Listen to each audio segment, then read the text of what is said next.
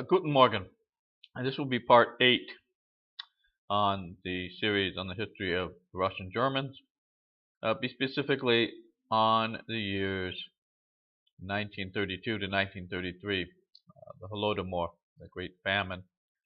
It occurred mostly in Ukraine, but also extends to the Kuban, a largely Ukrainian populated area to the east of the Ukrainian Soviet Socialist Republic in the northern Caucasus. Also affected the Volga region, which, along with Ukraine, is one of the two major centers of ethnic German population. So if we look at the 1926 Soviet census, which is the only complete Soviet census before the famine, we see that in Ukraine, the borders of the Ukrainian Soviet Socialist Republic, so it does not include Crimea, 393,924 people identify themselves as being German by Nationalnost. And then this is for any territorial division, the largest. The Volga German Autonomous Soviet Socialist Republic has 379,630 people. But then the other areas of the Volga next to, adjacent to the Volga German ASSR, Saratov and Stalingrad Oblast have a significant German population of over 50,000 people. There's another 43,631 Germans recorded in Crimea, which again is a separate ASSR within the RSFSR, not part of Ukrainian Soviet Socialist Republic. So all in all, just to get the numbers here simple, there's a little over 1.2 million ethnic Germans counted in the Soviet census of 1926, and just a little under 400,000 in the Ukrainian Soviet Socialist Republic. And then about a little over 375,000, a little less than 380,000 ethnic Germans in the Volga German ASSR. So we include the other regions of the Volga, Saratov and Stalingrad Oblast. We really have about 850,000 Germans divided in these two main regions. So 400,000 in Ukraine, 450,000 in the Volga region, another 40,000 in Crimea. So that leads, if we remove these areas, there's about another 300,000 Germans in other parts of the Soviet Union, including a large number, almost 100,000 in the northern Caucasus, 50,000 in Kazakhstan, over 80,000 in Siberia and the Far East at this time. Now, I get these numbers here, we'll talk about the demographics of it, but just remember, we talk about the German population in Ukraine. We're talking a little less than 400,000 people or so in 1926. So it would have gone up somewhat by 1932, but not by a huge amount because the number of years involved is limited. All right, so the 1932-1933 famine occurs after the collectivization of agriculture. And there's more than one part to this.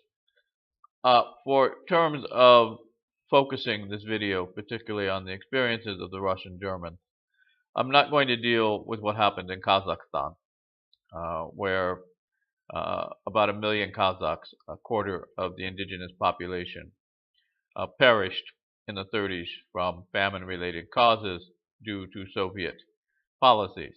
And the reason is because these policies were different than the policies that caused the famine in Ukraine and Volga in 32 and 33, which led to the mass loss of lives among ethnic Germans, and of course the largest in terms of numbers of people perishing during this time. Ethnic Ukrainians, both in Ukraine in particular, but also Kuban to the east. So having collectivized agriculture, as we went over in the last video, the Soviet government could now forcibly extract grain at will through the Kohot system. And it decides in 32 and 33 to extract all of the grain from certain regions, but particularly Ukraine. And it does not extract all of the grain from other regions. The famine is localized. Right? It's not just in Ukraine, as some people point out. There's also a famine in the Volga. There's also famine in Crimea. There's also famine in Kuban, which is largely ethnically Ukrainian, but outside the Ukrainian Soviet Social Republic. But for the most part, there's no mass starvation in Russia or Belarusia, and certainly not in the cities, in the urban areas of these republics to the north, where increasingly large numbers of people moving to, but also during the 1930s, have an increase really in the material standard of living among the urbanized and industrialized populations living in Soviet cities in Russia proper. So the famine occurs because the Soviet government decided to extract so much grain there's nothing left for anybody to eat. They even take the seed grain out of Ukraine. And they do this, of course, using the OGPU, the successor of the Cheka, the Unified State Political Administration. It is under the control of Genrikh Yagoda at the time. And they are assisted by what are called the 25,000ers. There's 25,000 communists from the cities in Russia that volunteer to go down to Ukraine and help the OGPU extract grain from the farmers there, mostly Ukrainian, but a large number. We looked at almost 400,000 Germans in the territory as well. And so they go house to house, they rip up floorboards, they dig in the backyard. Remember, they've already been required through the Kohot system to turn over all the grain that was demanded by the Soviet state. But because so much was demanded, there was an attempt by the farmers to try and hide grain to feed themselves. And so the Soviet government ruthlessly attempts to extract every last seed. So it goes through and starts these types of house-to-house searches under the floorboards, digging up backyards, searching people's bodies. There's the law of 7/8, which is passed on the 7th of August in 1932. Gives draconian punishments for incarceration for stealing state property, which basically in this case being defined is including grain, including very small amounts of grain that people might take from the collective farms to try and feed themselves and their families. This was made a criminal act. People tried to flee Ukraine to get to areas of the Soviet Union, such as Russia, where there is no famine. And the borders with the Russia Federation and Belarusia are internally sealed by the Soviet government. And people are stopped at train stations.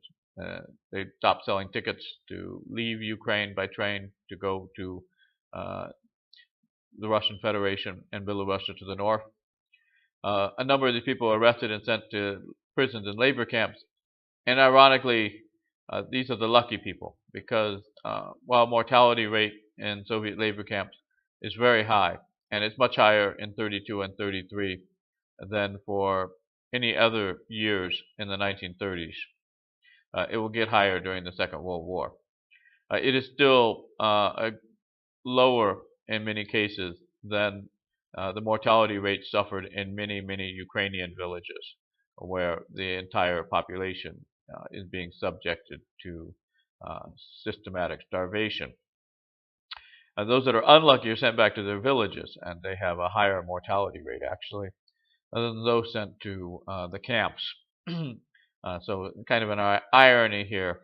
That as deadly as Soviet labor camps were in 32 and 33, in many cases, ordinary Ukrainian villages, including German villages in Ukraine, I'm using the term Ukrainian in terms of territory here, were more deadly in terms of percentage of population dying from famine-related causes, which of course include malnutrition, disease due to weakened immune systems from hunger. All right, so famine deaths are rather complicated. That deaths are not always from lack of calories.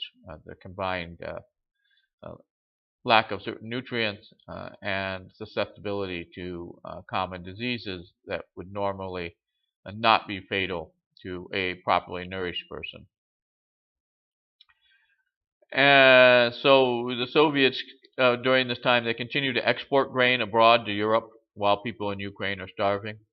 There are large amounts of grain in Soviet military silos being kept in reserve for the Red Army. This grain is not released to the people starving in Ukraine. So there is food. It's sitting in silos. It's being exported to Europe, but it is not being used to feed people in Ukraine. The Soviet government denies that there is a famine, and it is assisted in this by some American journalists, most notably Walter Duranty, a winner of the Pulitzer Prize, who claims there was no famine in Ukraine in 32 and 33. There were other journalists, British journalists, Gareth Jones, Malcolm Muggeridge.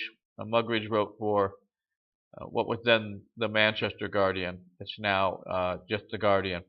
And they thought through the bullshit, reported that there was a famine, that millions of people were starving to death. But the New York Times shamelessly, under Duranty, echoed the Soviet propaganda line that there was no famine in Ukraine. So the Soviet government did not allow foreign assistance as it did in the 1921-1922 famine. It sealed the borders between Ukraine and Russia to prevent people from fleeing from famine-stricken areas to non-famine-stricken areas. It continued to export grain to Europe during the famine. It continued to have large stockpiles in military silos while people were starving to death. So in the 32-33, it's a rather short period, but a large number of people die, particularly in Ukraine. And the numbers are contested, difficult to know. Around perhaps, if we include the famine in Kazakhstan as well, maybe as many as 7 million people in the USSR as a whole died of famine in the 30s. If we just restrict it territorially to Ukraine, probably somewhere around 5 million. And if we try and restrict it to ethnic Ukrainians, then we would have to include those Ukrainians that die in the adjacent territory of Kuban in the northern Caucasus to the east. But we'd also have to subtract the deaths of non-Ukrainians who died in Ukraine itself during the famine. And of this, ethnic Germans are probably the largest number. So I'm not going to delve into the needless debate on numbers, but we're talking around perhaps 5 million Ukrainians perishing, and then the Kazakh famine, which is different in its way it is instigated by the Soviet government, another million people, and so uh, 6 million people there, and the remainder 1 million would be uh, neither Ukrainians or Kazakhs, but other people such as the ethnic Germans. Uh, Also, a fairly large number of Crimean Tatars, although a small nationality though, so obviously not huge absolute numbers, and Poles in Ukraine as well, and uh, various other peoples that were living in the countryside of the territories affected by the famine.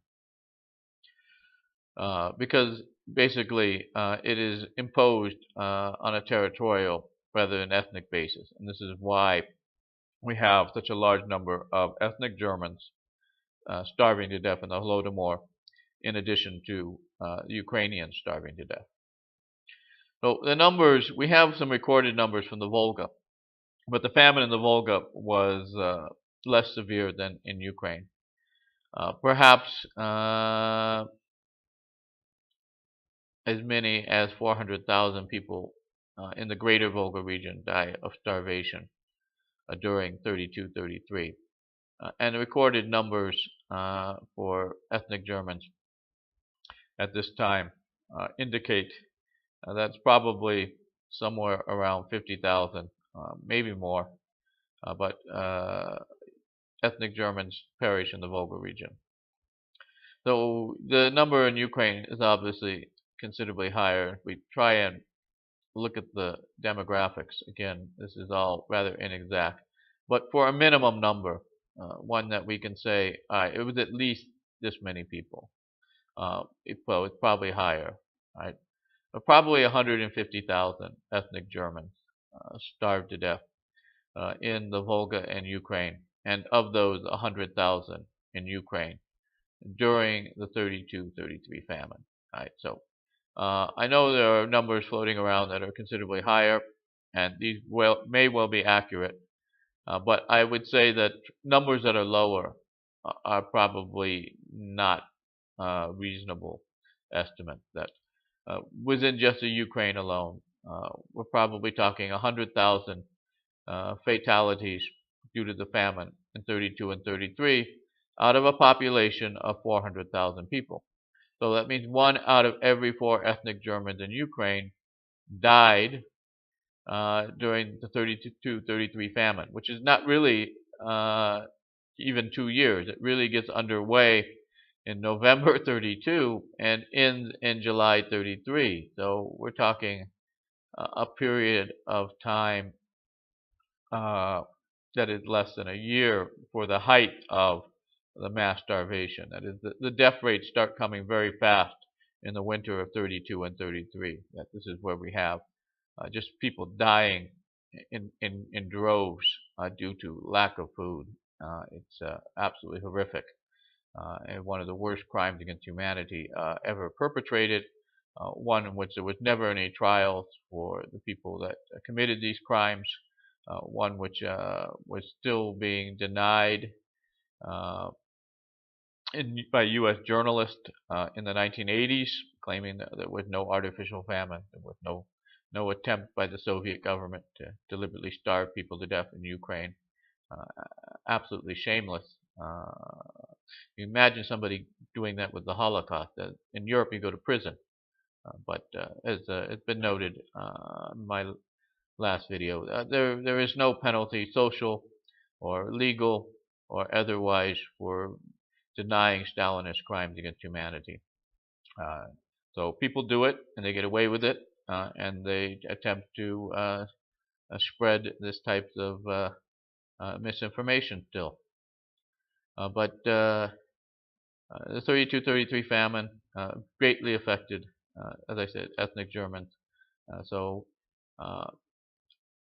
we're talking in Ukraine, perhaps around a quarter of the ethnic German population there starved to death during these 2 years. And of course, this was the most prosperous farming community in the Russian Empire. The Germans in Ukraine were very, very productive. Uh, I would say because of the better land tenure system, even more productive than the Volga Germans, who had a number of communal agricultural features that they had adopted from the Russians. Uh, so the famine is entirely a result of Soviet policy, the massive extraction of grain uh, to take out of the territory to uh, other parts of the Soviet Union, and part of it is then exported abroad. So they are sending grain to Europe at a time when millions of Ukrainians, at least 100,000 ethnic Germans in Ukraine, are starving to death and perish as a result. So I'm already at 20 minutes, and I don't have any much more to say. The next video on Russian Germans will deal with the Great Terror and the German operation in 37 and 38. We're reaching close to the nadir, the absolute worst years of the uh, history of the Russian Germans. This is one of the very dark chapters. But it still continues to be dark through the rest of the 30s, and in the 40s it's still pitch black. The light will start to shine a bit in the 1950s. So bear with me with these. Won't be happy, but I think it's important that this information be out. All right, I'll see you later.